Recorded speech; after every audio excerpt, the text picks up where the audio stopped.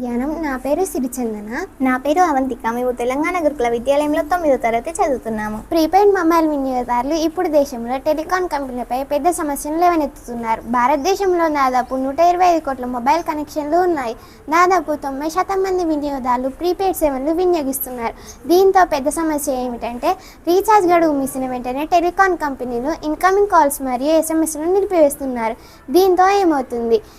కుటుంబ సభ్యులు లేదా స్నేహితులు కాల్ చేసినా ఫోన్ చేరదు. ముఖ్యమైన ఓటీపీలు లేదా ఎస్ఎంఎస్లు రావు. కొంతకాలానికి సిమ్ పూర్తిగా డీయాక్టివేట్ అయ్యే పరిస్థితి వస్తుంది.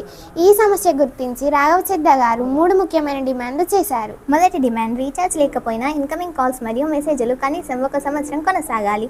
రెండవ డిమాండ్, ఒక మొబైల్ నెంబర్ కనీసం 3 సంవత్సరాల వరకు డీయాక్టివేట్ కాకూడదు. మూడవ డిమాండ్, ప్రీపెయిడ్ వినియోగదారుల కోసం చాలా చౌకైన ఇన్కమింగ్ ఓన్లీ ప్లాన్ ప్రారంభించాలి. ఈ డిమాండ్ల వెనుక ఒక ముఖ్యమైన ఆలోచన ఉంది. పేద మరియు సాధారణ ప్రజలు కూడా కనీస కమ్యూనికేషన్ హక్కు కోల్పోకూడదు. రీఛార్జ్ చేసుకోలేకపోయినా కనీసం ఇన్కమింగ్ కాల్స్ మరియు మెసేజ్లు రావడం వారి హక్కు కావాలి.